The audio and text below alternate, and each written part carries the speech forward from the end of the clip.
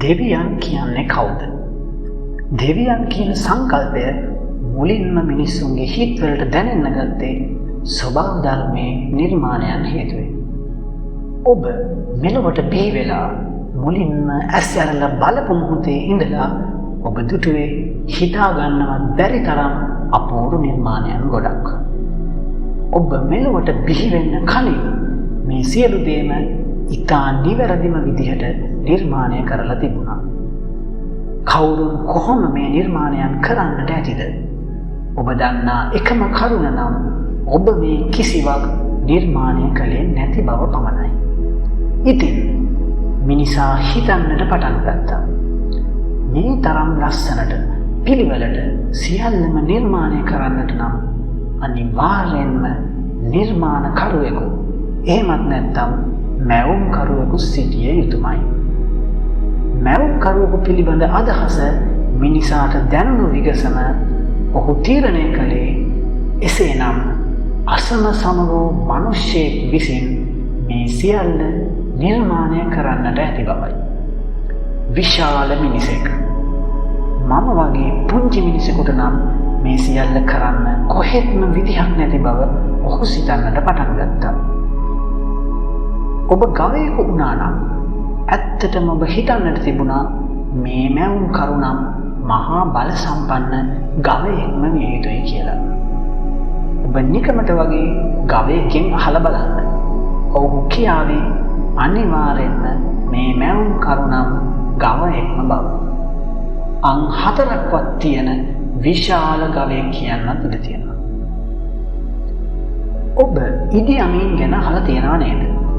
උගන්ඩාවේ සිටි දරුණු ඒකාධිපති පාලකයෙක්. ඔහු වරක් පැවසුවේ දෙවියන් වහන්සේ නම් අනිවාර්යෙන්ම කළු ජාතිකයෙකු විය යුතු බවයි. මම නම් ඔහු සමග එකඟ වෙනවා.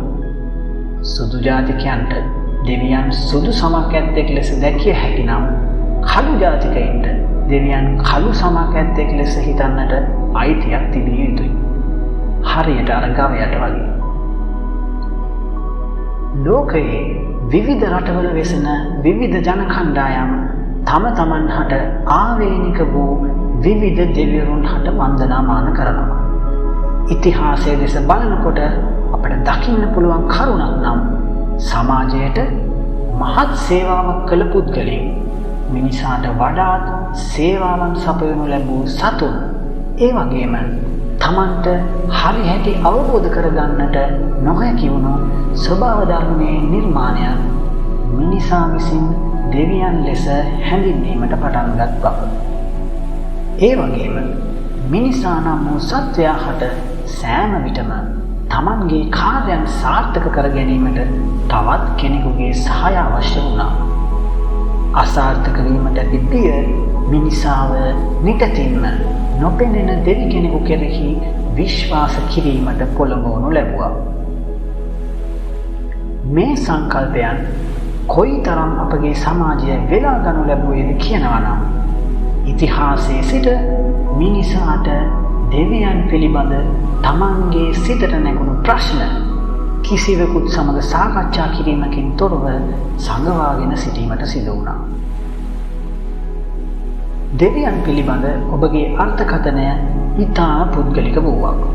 සමහර විටක ඔබගේ මනසේ දෙවියන් පිළිබඳ ඇති සංකල්පය ඔබගේ පරම්පරාවෙන් ඔබට ලැබුණු දායාදයක් වෙන්නටත් පුළුවන්. දුර්වල මිනිසෙකු හට තමාගේ හිතට නැගෙන බිය පහ කර ගැනීමට එසේත් නැත්නම් මානසික උත්තේජනයක් ලබා ගැනීමට කුමන හෝ ආකාරයේ උපක්‍රමයක් භාවිතා කරන්න පුළුවන්. නමුත් එය ඉතා පෞද්ගලික විය යුතුයි. අභාග්‍ය සම්පන්න කරුණ නම් මිනිසා පරම්පරාවෙන් පරම්පරාවට තම දරුවන්ට මුණුපුරන්නටද තමාගේ බිය සම්ප්‍රේෂණය කිරීම.